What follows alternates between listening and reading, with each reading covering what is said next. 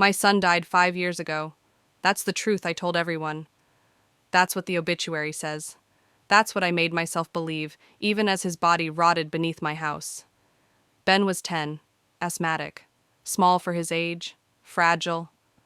I told people it was a car accident, closed casket, lots of tears, kind words and casseroles. No one asked questions. Why would they? I was the grieving mother, the good parent, the one who did her best. They didn't see what Ben had become, what I had let him become. The blackouts, the rage fits, the way he'd talk in his sleep with a voice that wasn't his, the drawings I found under his bed, spirals, eyes, things with teeth. They don't know what it's like to look at your own child and feel nothing but cold. But I knew something was wrong. I told myself it was mercy, that the pills were painless, that he just drifted away. I held him until he stopped shaking. I kissed his forehead and told him he wouldn't hurt anymore. Then I wrapped him in blankets and dragged him into the crawlspace.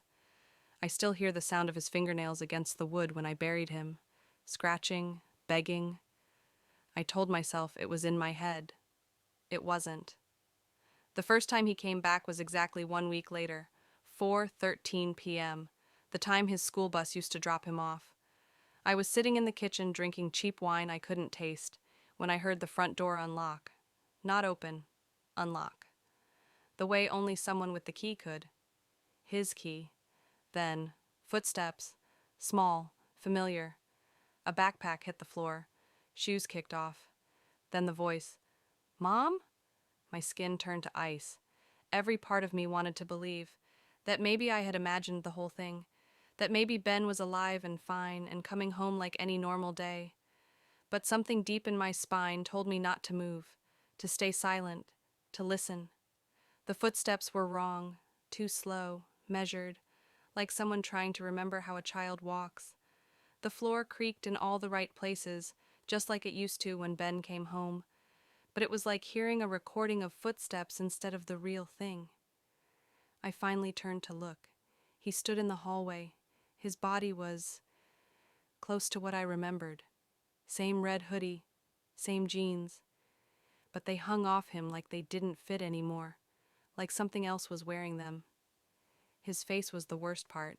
It was Ben's face, but dry. Cracked lips, gray skin, dead eyes trying to look alive. And he was smiling, wide enough to split the corners of his mouth. I'm home. I blacked out. That was 5 years ago. And every day since, every fucking day, at 4:13 p.m. he comes home.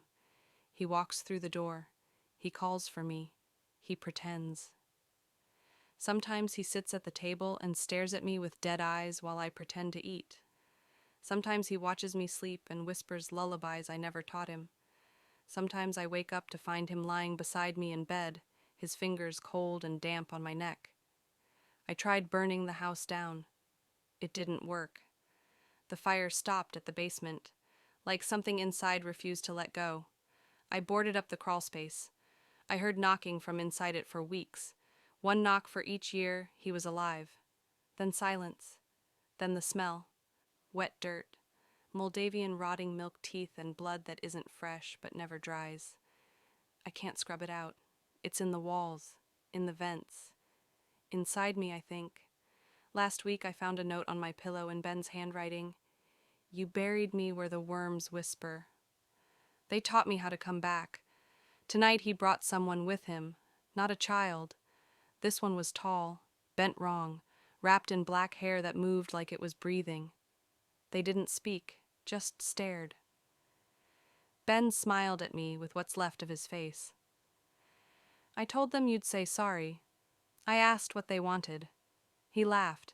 It sounded like teeth grinding. To stay. And now I understand. He doesn't come home at 4:13 because that's when the bus dropped him off. He comes home at 4:13 because I poisoned him at 4:12. And now he's stuck. And so am I. Because the door won't open anymore. Not for me.